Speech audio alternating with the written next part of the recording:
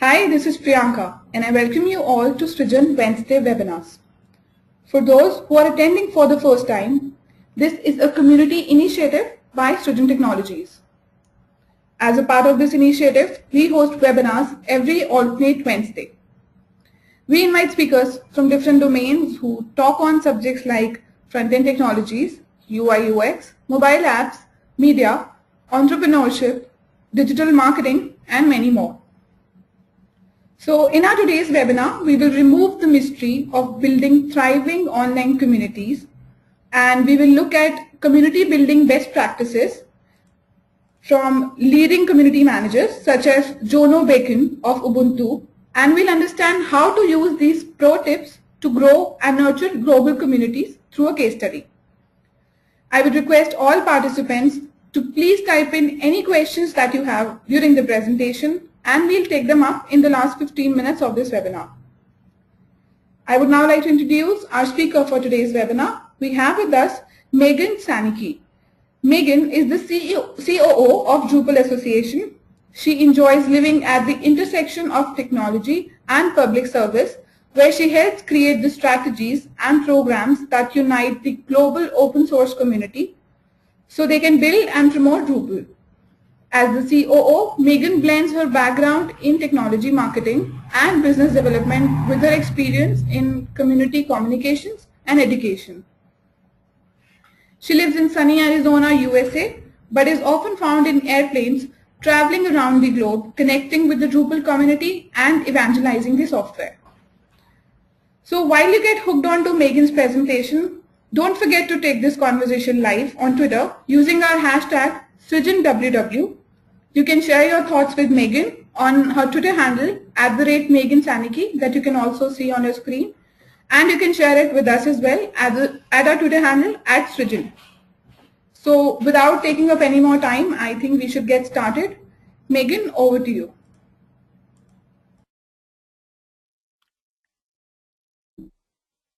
Well, thank you very much for that introduction. I really appreciate that, and I'm really excited to share my insights around community management with everyone today and how we're using it at the Drupal Association. I know sometimes these webinars focus on very technical topics, so I'm excited to mix it up a little bit, talking about growing your business with a strategic plan to really embrace your communities and make them more of a strategic partner with you. And so just to dive in, I am the Chief Operating Officer, and if you have questions throughout this presentation or want to reach me afterwards, that's my Twitter handle, so feel free to reach out to me. I'm always happy to answer questions. And let me tell you just a little bit about the Drupal Association. So we are the nonprofit that unite a global open source community and help them build and promote Drupal, which is a software platform for building websites. And our vision for Drupal is to be a leading platform of the web. And we have a really large global community of over 33,000 software developers all around the world, and they're volunteering their time to build the software. And they're doing it through our website, drupal.org. And they rarely meet face-to-face, except for the occasional local user group meeting. And we also offer an international conference where people come together as well. So they're truly a social community doing most of their work together virtually. And that's just our developer aspect of the community. It's even larger than that. The community is made up of designers and project managers and Drupal-related business owners who are building websites for clients like the White House or The Economist or New York Stock Exchange. And so they're part of our community too. So as you can imagine, our community is quite massive and all connecting online. And so to achieve our vision and our mission, the Drupal Association has to engage and enable our existing community to really move everyone towards this vision that we have for them to be a leading platform of the web. And we also need to really make sure we sustain our community, so we have to continually attract and educate new community members online. It's just a massive amount of people to mobilize, and obviously we don't pay them to engage in the way we need to achieve this vision. So the question that we always have is, how do we move this community forward in a way that best serves the project, and in a way that they want to do it too, right? Because we need to make sure they follow us along this journey and are willing participants. And so that's the big question that we had at the very beginning when we first started the association, and it really led us into becoming more strategic with our community management. And we've done a lot of studying around this. I've been doing lots of reading to figure out the best way to become more strategic with community management. So today's webinar is going to focus on the best practices that I've learned, and then I will drill into what the Drupal Association has been using and where we are in our process of applying those best practices. So just to kind of let you know what we're going to walk through today, we'll talk about what is community, why create a community if you aren't doing that already, what are the key ingredients for an effective community, secrets to evolve in your community so they're mature and active partners with you in a joint vision. And then I'll go into the case study about our organization. And like I mentioned, I've been reading a ton of articles and books and attending webinars and talking to a lot of experts out there. And so a lot of my information just comes from that broad knowledge that we've been gathering, but I do want to call out two really great sources that I have used a lot in this presentation. One is a gentleman by the name of Jono Bacon, and he's the leading community manager, speaker, and author for community management in the open source space. He was formerly the Ubuntu community manager at Canonical, and so he's someone that's really been helping the open source community really understand community management for this type of global community. And then the other resource that I'm referring to quite a bit today is Community Roundtable. And that's a community management consulting service. They have well over 100 organizations that range from Google to Nike, and they provide all kinds of resources and consulting services to help them mature their communities and put them on a strategic path. So I highly recommend you check out their website, and I put their URL there so that you can refer back to any of their resources. So just to begin, we'll kind of start a little bit at the beginning, which is, what is community? Sometimes people look at community and at first glance they're going to think, oh, it's just a bunch of people coming together on social media like Twitter, talking about the project or discussing ways to make it better, and it's just so much more than that. That's just the tip of the iceberg. So once you take a closer look, you see that a community is more of an infinity group. It's people with shared values and a common purpose. And they're really passionate about that common thing that they're coming together around, whether it's a product or a service or a mission. And they're coming together to really discuss, improve, evangelize it. And so, these people are doing this in their free time. These people could do anything with that free time, but they're choosing to come together as a community. And so the question is, what's motivating these people to use their free time to engage like this? And I really like what Jono Bacon says, which is the glue that binds these communities is not just the shared interest, but the interactions between members. It gives them a feeling of belonging and value. And at the core, that's what's motivating members to engage, is this sense of belonging.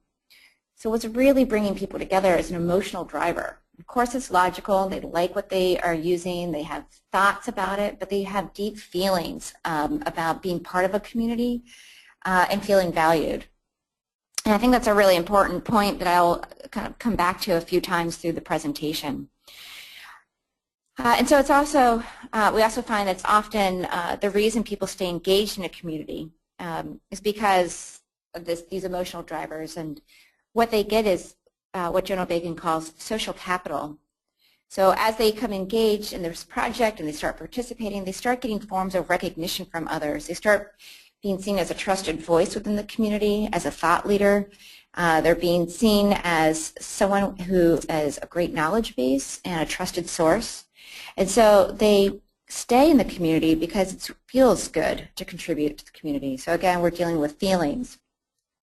And also, Jono Bacon points out that they're staying as long as they feel that they're getting more value than what they're receiving. I'm sorry, that what they're giving to the community. So, so I will be pointing out quite a bit about these emotional drivers as well as the logical drivers, because that's really what's getting people to come to your community, stay, and that's how you get them to deepen their engagement around your product or offering too. So when thinking about communities and how to leverage them for your business, you need to use IQ to come up with your community strategy, right? There's just a lot of thinking that happens in this kind of planning. But you also need a strong emotional IQ to know how to engage people in the way that gives them the emotional fuel that they need to keep engaging at the level that you need them to engage at. So in short, it's important to remember your community is made up of thinking, feeling people. They aren't robots. And we'll go through how to really manage your community at both the thinking and the feeling aspect. So communities are allies for any organization, and they help with the top and bottom line. So if you're wondering why should I create a community, there's lots of great case studies out there of companies that are benefiting from harnessing their community to be strategic partners for their business. In the case of Drupal, the community builds our product, so to speak. It's our open source project. Without them, we would have no software. And the association would have absolutely no reason to exist. So ours is not just top or bottom line, it's just actually we need them for our own existence. But I will speak to from the perspective of a business that has a product or service.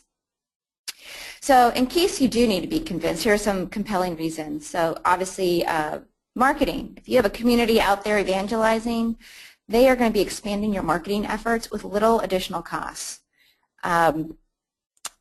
And then from a customer support standpoint, you even have more cost savings. You have peer-to-peer networks of people helping people find answers to their questions. And so that's just extending your customer service team at really little cost at all. And because they are such advocates in helping people, even in the pre-sales cycle, they can help close your sales a lot faster than your own company could, because they become this trusted source and advocate for your product or offering. And then, of course, as they're engaging with each other, you can really listen to them and understand what kind of features they're looking for or where their needs are changing. And so this can really drive your product innovation, and you can accelerate your ability to deliver what your potential customers want really in near real time. And then, of course, it really having a community really can help drive that customer loyalty, because we all know that the recurring customer is key, and you can really increase that customer satisfaction by getting into the community, making them feel valued, making them feel heard, and so the more you can give them those emotional drivers to stay within the community and those reasons to stay within the community, they're going to be renewing customers for you. And then, of course, that's kind of like the real silver bullet that every company wants to have. So you can see this graph that comes from the Community Roundtable. What they're saying here is that there is a return on investment on many fronts for having a community. And they say it's not linear. What they're finding from their research is it's geometric. It's really compounded returns because you can leverage a community on so many fronts to help your business. The one thing to keep in mind is it does take time. So as you create your community and start investing in it, you have to give it the time it deserves to really start seeing this kind of these kinds of returns. And I'll talk a little bit more about that.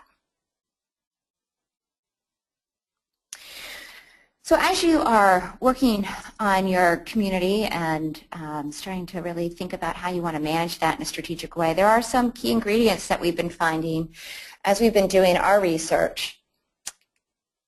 Obviously the first one is you need to create something that people are excited about and want to use, have a good product.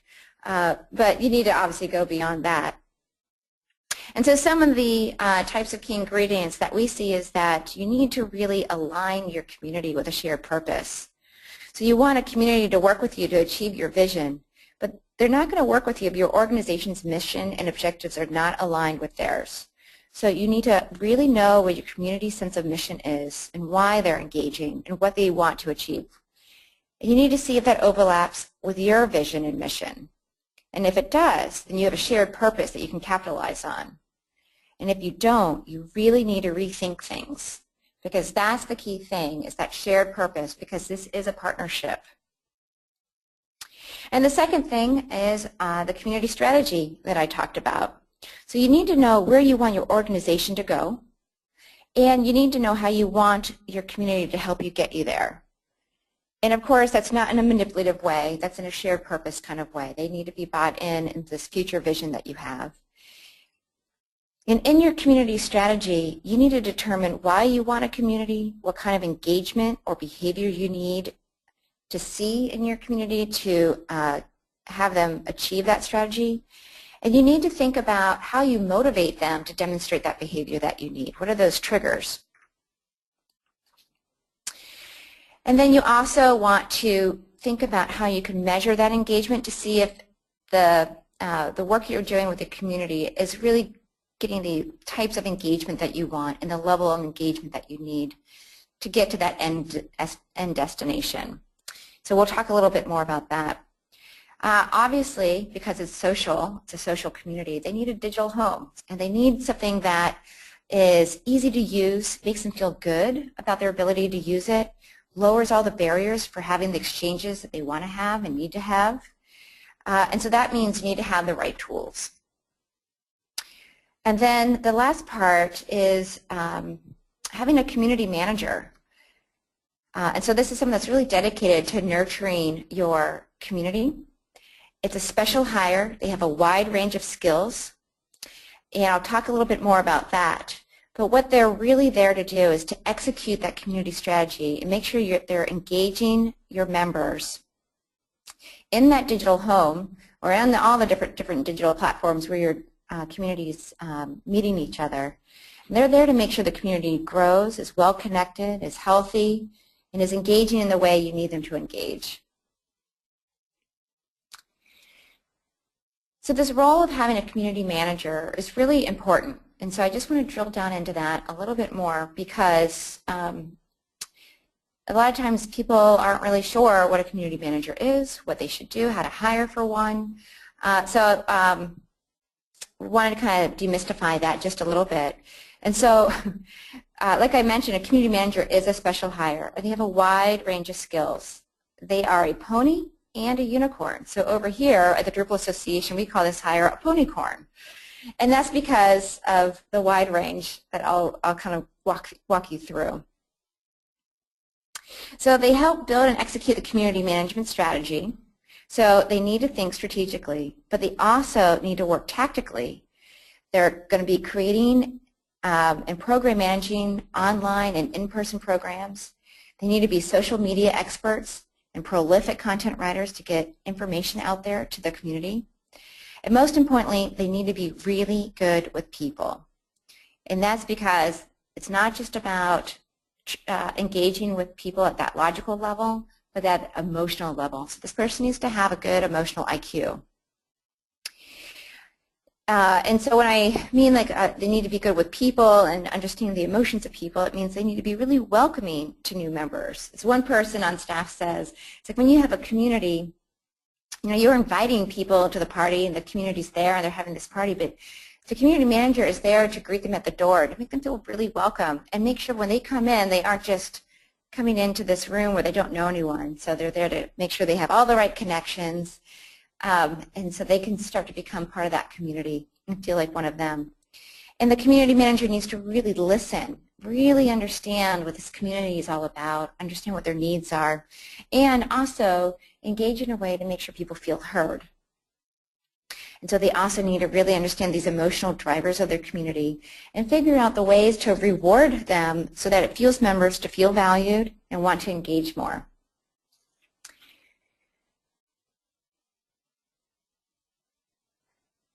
And so those community managers, they're really important, and I really love the research that the Community Roundtable has been doing. If you go to their site, you can see a lot of their different studies. It's really data-driven, which is something that I really value. I'm sure you do too.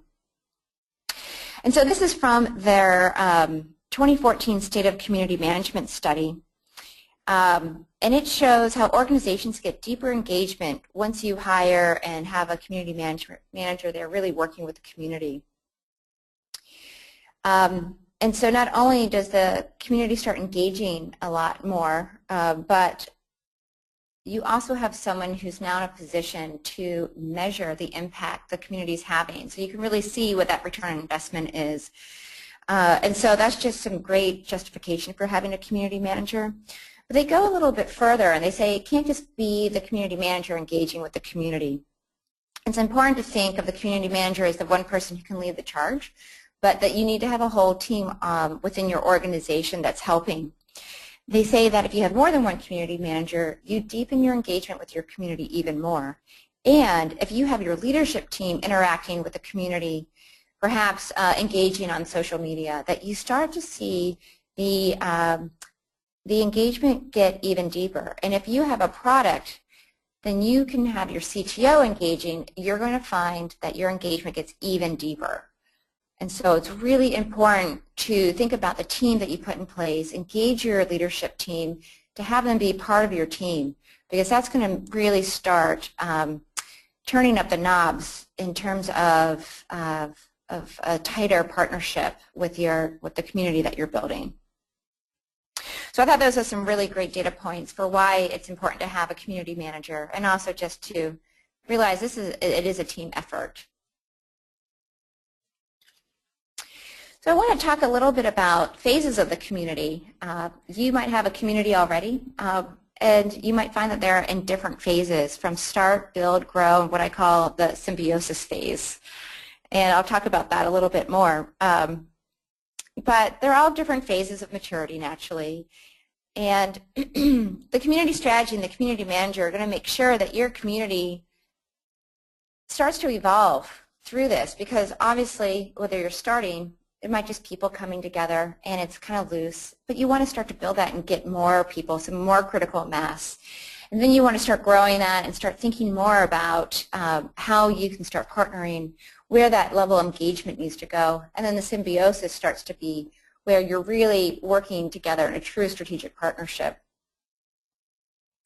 And so the community manager is going to work with the company on that community strategy of how you can evolve your community. And so there's just a lot of work to get the community from one phase to the other. And what I recommend is that you think about where you want them to go, and that's part of the strategic planning. You think about the activities you want, and again, you think about what you need to do at a logical level to engage people, to buy into that plan, and then that's usually a different behavior from one phase to the next that you need them to do. You might need them in the build phase to engage through comments, but maybe as you're growing and you need them to engage at a deeper level, maybe you need them to be helping more. Maybe those comments need to be more on the customer support side and starting to really help customers see why they should be engaging, why they should be adopting this product, or how they can get through some of the barriers with their product.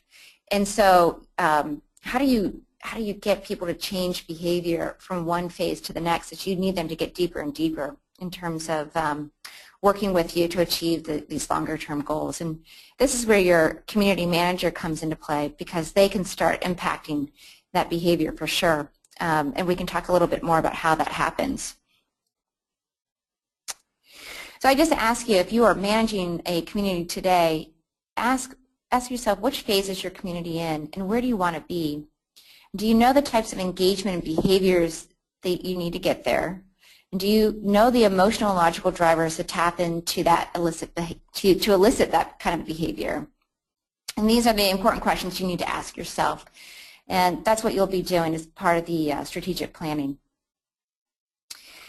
And so I mentioned quite a bit that to move people, to kind of to mobilize your community and to move them through these phases and to get them to engage in a way that you need them to engage, you really need to know what those emotional drivers are. And we call these community motivators. So for me, understanding the emotional side of your community is the underpinnings and the key drivers for having a healthy and engaged and strategic community. Managing a community really to me is a social science. It's fascinating. It's amazing to me what really gets people up out of bed to donate their time and to do this kind of work. And I call it emotional leadership. So this is something else that your community manager needs to be able to have. It's not just emotional IQ, but emotional leadership. And so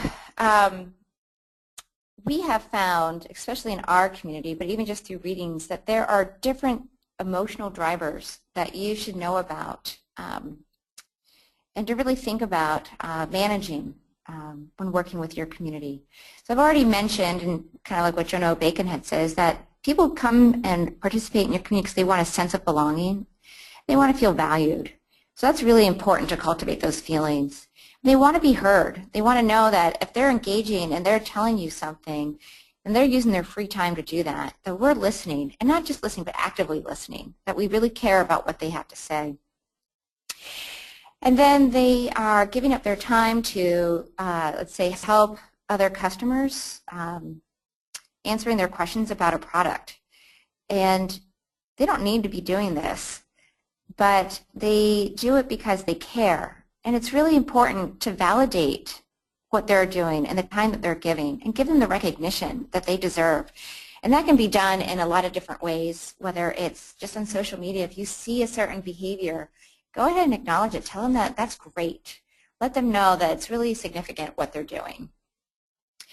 And they also are really becoming experts on your product, sometimes just as much as someone who's being paid as a product manager. So find ways to acknowledge them. If you're having a conference, bring them up on stage. Give them opportunities to speak and teach other people and promote them as a thought leader in your community. The other thing that people like is this feeling that they are connected to important people and that they're important. And so it's great to give them access to those special people in your community. You know, maybe it's the CEO, maybe it's some rock star that would really mean a lot to them if they had access to that person. And then, of course, there's always the financial incentive. Some people, it's not just emotional. Sometimes they just want a token of appreciation. And maybe it's not the same amount as you'd pay a salaried person, but you know, maybe they've done something great and you can give them a financial reward for that. That is, you know, a gift certificate, comping them a ticket to your conference, whatever it might be. But that's just is definitely another incentive to consider.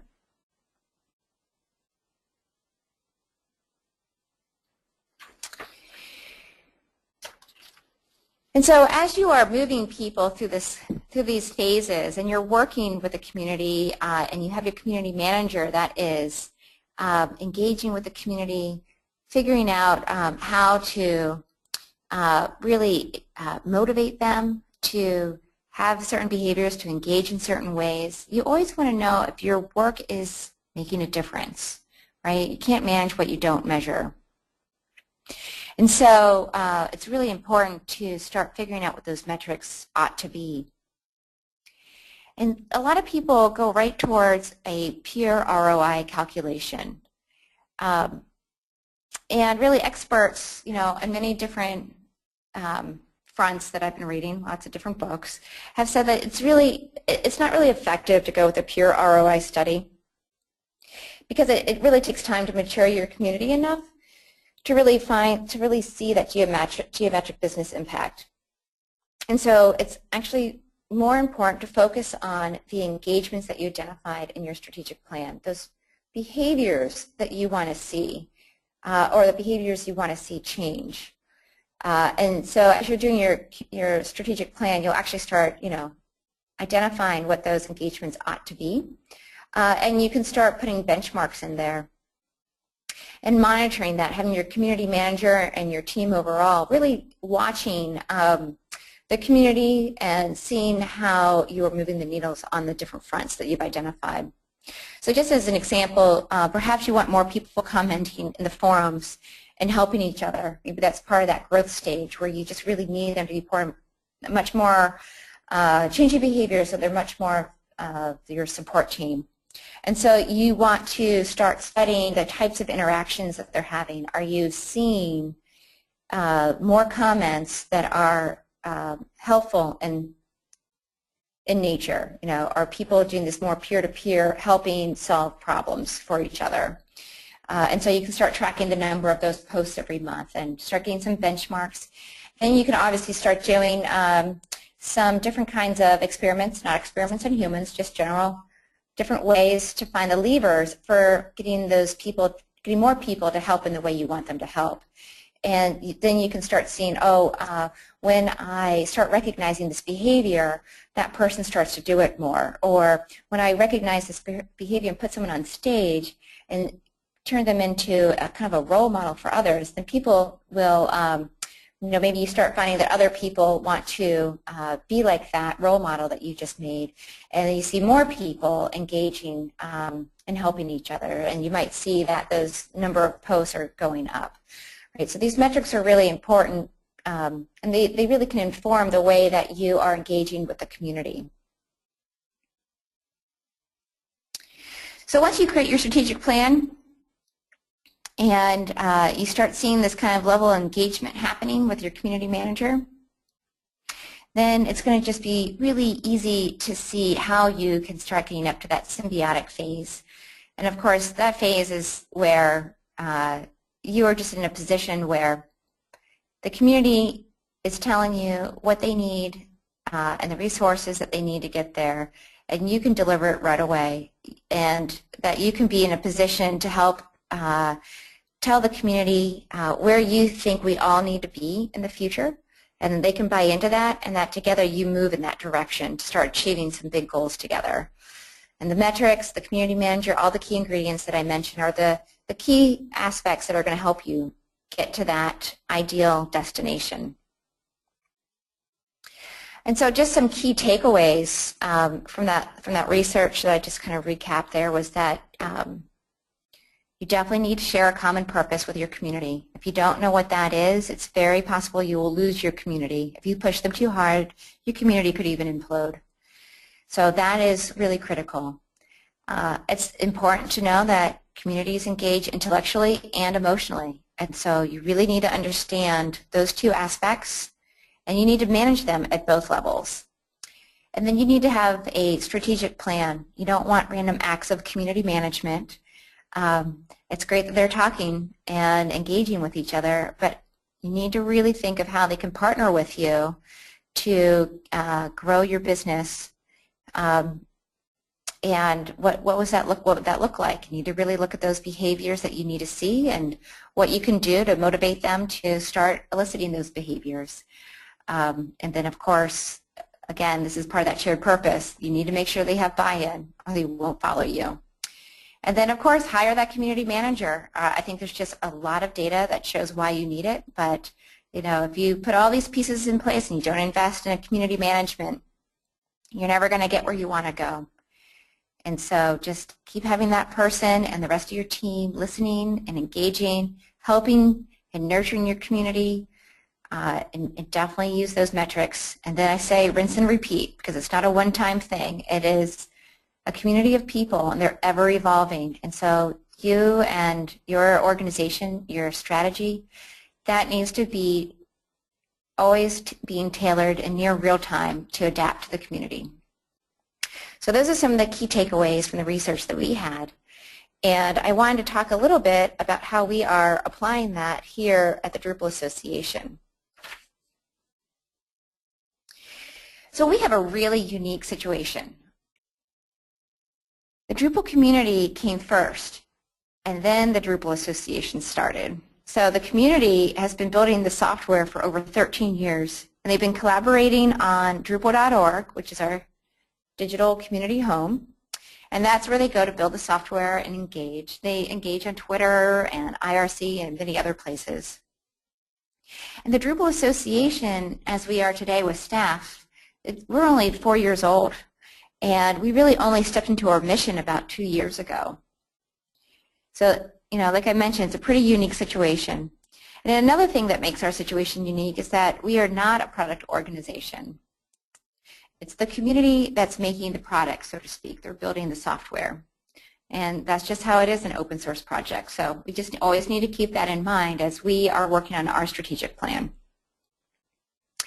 And so when we kind of came into being as an association, the community was already somewhat mature. They had picked their digital home and they built it. And they had a common but undocumented mission, you know, hey, we're here to build some great software together. They even had some, some kind of unspoken values about being a duocracy and just really valuing helping each other. And they even had a volunteer community manager by the name of WebChex. She's just been amazing and really has been mobilizing the community as a volunteer. And the community grew over the years, and they really needed help to maintain this growth. And the volunteers just didn't have time to maintain everything.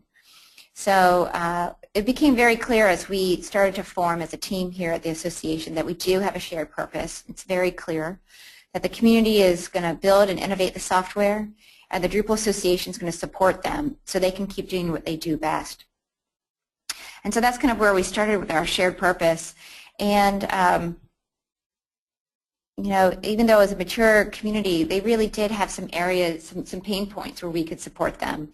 The community home, drupal.org, it was really, needed some great improvements. It needed to allow, needed better tools to allow for better developer collaboration. It was really hard for newcomers to come to the site and understand how to engage and get started. So all of that Drupal.org work needed, needed some feed and care. There weren't a ton of guidelines on how to deal with community issues. There weren't governance, there weren't policies, and so from time to time you'd see conflict arise. Sometimes it would be flame wars, which is really, really unhealthy for a community to have. And so that was just one thing we needed to really address.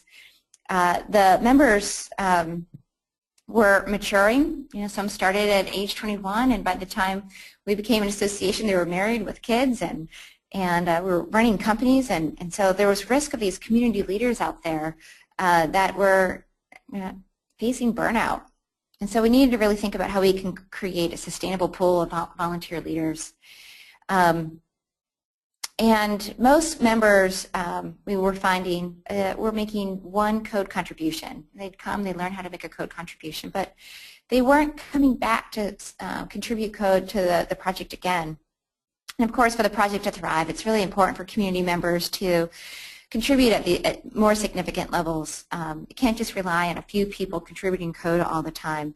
Otherwise, it just won't be sustainable. And that would just kind of push more on that burnout factor that I mentioned. So these are just some of the pain points that we noticed when we were first starting. The other kind of pain point was that because the community came first and then the association, we also had a pain point around the community knowing who the association is. So we really needed to kind of fix that awareness in the marketplace there too. So that was just kind of the situation where we got started. And so we used a lot of this research to figure out where do we begin and what's the right things to help this community, help them mature, reduce their pain points, help them be really healthy and thriving. And so we started in a couple different places. So the first one was we had to build a relationship. We did a lot of listening that first year. And we listened on social media, through blogs. We wanted to make sure we established trust so that they could see that we are truly here to support them and that we meant what we said. So you can see we'd have public board meetings and everyone could come. We shared all of our updates publicly, promoted that through social media. We understood that it was really well, it was a big logic driver for them. What was important to them was learning, really getting all kinds of information about the software. And so I call that a logic driver. And so we made sure that we provided good education for them. We provide that through DrupalCons and the sessions that we have and through our webinars. We make sure that we share that information out through our YouTube channels and social media. And then we also made sure we found their emotional drivers. making sure that they felt rewarded for their hard work. 13 years of contributing, it's really significant. And so we wanted them to know that we were just blown away by their work, that what they did mattered. And so we kind of like really drilled into what those emotional drivers would be and started coming up with ways to even reward them.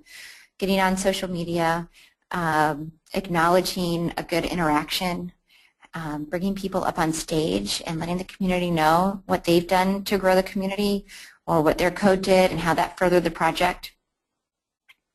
And it really started to build a much deeper relationship by focusing in these areas and doing this kind of work.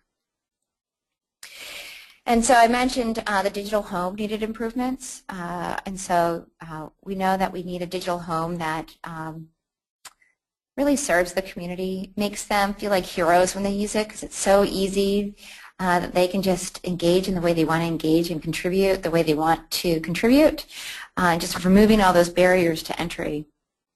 And one of the first things we had heard was, please fix Drupal.org. And so that's where we really focused our efforts right away.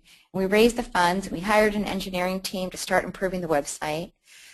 And we did user research and also conducted content strategy, and that's been driving a redesign that's happening right now. We're also making several infrastructure improvements so we can improve performance of the site and looking at the tooling and starting to think of ways to make the technical collaboration a lot easier for the developers. So this is another area. I'm working a lot of great feedback about the work that we're doing there. And again, that just further builds trust and shows that we have this common purpose and that the association's here to provide value for them. We also have made sure that we have a common strategy. You know, we have a community strategy with them. We have a mission. We have a vision, mission. We have values. We've been sharing that with the community. They've been our stakeholders in creating that so that we can really ensure that we have a shared purpose in how we want to move forward. And of course, that's, you know, the shared purpose is that we're going to build great software. And you know, we talked about how we're going to do that together and that this is really becoming much more of a partnership. And right now we're looking at creating an even more strategic approach to community management. And so we are working on our 3-year goals and our 1-year objectives to see how we can really grow adoption, grow the developers and the talent pool that we have and sustain the community in a more strategic way and by doing that for and with the community. So this is like our shift to get into that symbiosis stage.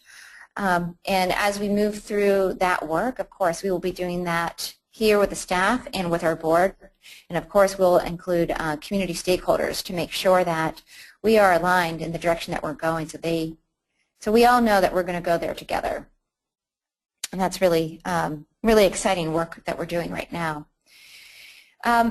Something else that we've done to kind of build trust and partnership in the community is to remove or kind of manage the conflict. It's only natural for such a large community to have conflict out there. And so we've been putting governance in place. We have a community working group. It's made up of volunteers. And so if the community starts to have some tensions, that we have a place for them to go to, for them to be heard, and basically for decisions to be made of how to resolve that conflict.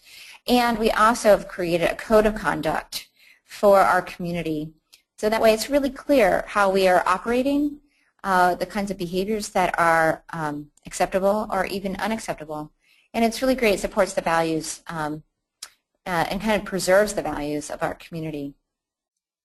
The other thing that we had is that we have this massive website with over, I think, 1 million nodes and 1 million pages on our website. It's just massive. It's going to be part of our redesign is to maybe clean that up a little bit of pruning. But this website is driven by community content. And it was getting so big and to the point where people didn't know who could change content on this page or how do you add a new section. And so it was really a barrier for people figuring out how to move forward. And so now we have a governance where there are community working groups who make those decisions. And so if you have a question, hey, I want to do this, it goes to the working group, say for the content team, and they can evaluate if that idea matches the strategic plan that they've put together for the website. So this has been really helpful in just removing that conflict and helping the community know how to work forward together. It's really important to have those roadmaps we're finding.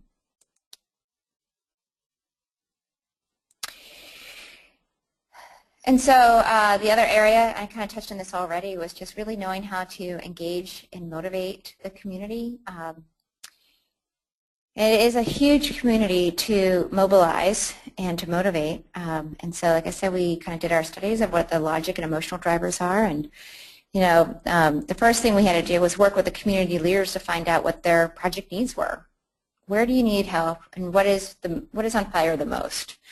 And then it was a matter of understanding what are those actions that we need to help kind of facilitate within the community. So, for example, one is we just really need to get Drupal 8, our next version of the software, out the door. And it was just getting really hard to get people together, the right people together to work on the critical issues so that we could release the software. And so it's great the community leaders said, look, can you create a fund and we can put that money towards flying people together and getting them in a room so we can really accelerate getting this project out the door. So that was really exciting that we could work with the community. We're doing this right now. We're working with the community to crowdsource the funds, and we're asking the right people to be able to come together. They're giving up their time, getting on planes, coming together, and working what we need them to work on. So definitely some reward, financial rewards in there, but also some great motivations. The community's motivated to help fund this, and the community members, it's really clear who's there at the table that's helping. They're kind of like the heroes right now, helping us get across this finish line. And so that's just one example of what we're doing to work with the community and find out what we can do. How can we mobilize the community to take the actions we need to see, and then just find the triggers to make sure that we're motivating people in the right way to demonstrate those behaviors. So we're doing that on lots of fronts, and we really look forward for our next version of our strategic plan so that we can really kind of get into that a lot more and keep helping the project move forward in a very strategic way. And then, of course, with all the work we do, like I said, we don't want to have random acts of community management and engagement with the community. We really know what we need to see for us to have a healthy, growing project. And we have a whole dashboard. We make it public to our community. We review it in our public board meetings. Actually, we have one today. And so this is just an example of one of our dashboards. So it's really important that we have people commenting on the software as people are contributing code. We really need to have people commenting and engaging, saying, okay, well, I'm seeing this issue. What are you seeing? Okay, I found this. I fixed it. Right? So we need to have a certain level of dialogue happening around our software. And so we're monitoring that. We're even monitoring the kinds of code contributions that are happening. And we have a good sense of what we need to see, and we can use these as health indicators. And if we see things going off, then we can huddle as a team and with our community leaders to say, okay, we're seeing something off. What do we need to do to fix this? So it really helps us become more symbiotic with the with the community. It helps us pivot faster and really start to have that tighter relationship with the community. So these metrics have been really great that we've been putting in place, and they are evolving year over year. And of course, with all this work that we have, we're seeing some really wonderful results. You know, like I said, we're moving to that ideal symbiosis type of phase with the community. And we were really kind of behind the 8 ball because the community had started before us, but we're starting to really move forward in the strategic partnership we have with our community, and that is just incredibly rewarding. So we're obviously building the relationships with the community, getting the right level of insight to see what the community needs, providing the help to the right place at the right time. Drupal 8 Accelerate's a great example.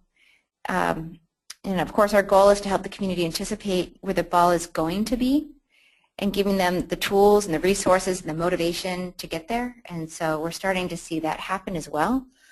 And so it's just really exciting for us to see that shift.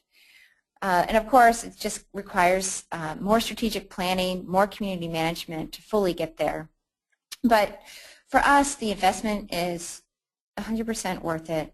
We really believe in the mission of our community and our mission to help them. And we still have ways to get to that strategic symbiosis type of relationship that I've been describing. But we have seen great results over the last 2 years that really show us that we're moving in the right direction. And so, of course, we're just motivated to keep working towards this goal to keep evolving the relationship with our community. Because at the end of the day, we have emotional drivers too. We're really inspired by their success with the software and the amazing effort they put into this global volunteer project and everything that they're achieving together. So I just want to share some of the results that we're seeing. We definitely see improved engagement between us and the community. So just some stats are, just in the last 2 years, we've seen a 25% increase in people signing up for our newsletters. We've increased social media followers by 43%, and we have a simple membership program, and that has grown 122% over the last couple years. And our membership renewal rate is really pretty high for a nonprofit at 74%. So we can really see with these numbers that we are getting a much tighter relationship with our community. They see the value in us, and they're willing to engage with us a lot more. And then, of course, with the dashboards, we can see that there's a lot more engagement with the kinds of code contributions and comments and other activities out there in the community, and that's getting deeper too. But really what this has allowed for is just more trust.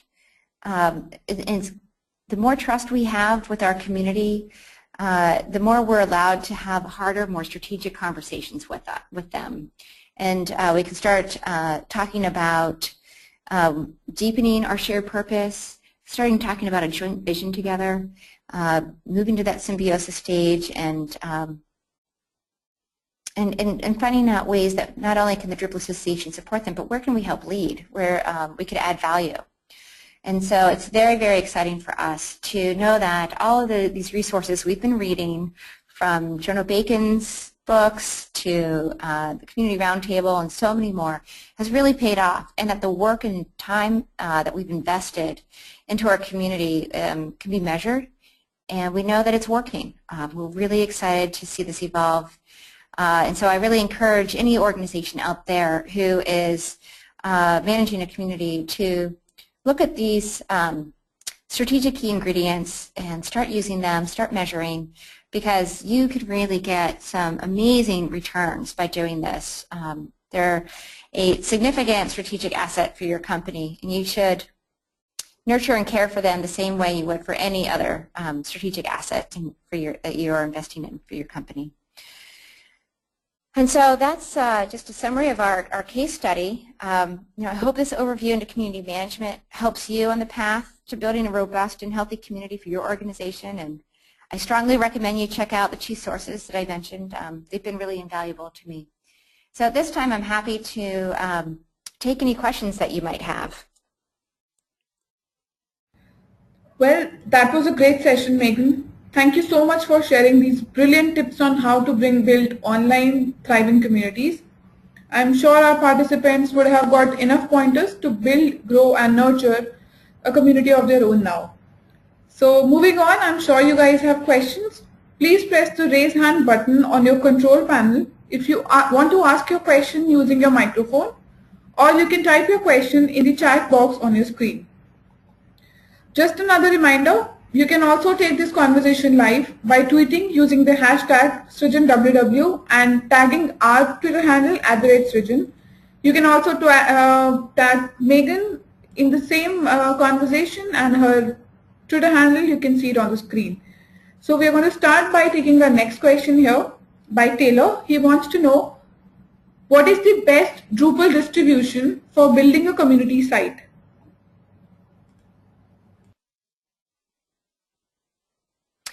Well, that's a really great question. Drupal is obviously really powerful for supporting communities. It's one of its great sweet spots for sure. And there's excellent distributions that you might want to check out on Drupal.org.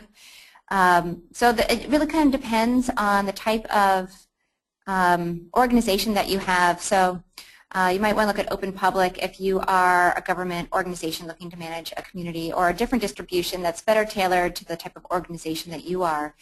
And if you also want to just get a better feel for Drupal and these distributions, you might want to go to our homepage, drupal.org, where we just launched a section called Try Drupal, and it links you to really great developer platforms where you can kind of in 20 minutes rev up a Drupal distribution and start playing with it. So I would, those are my recommendations.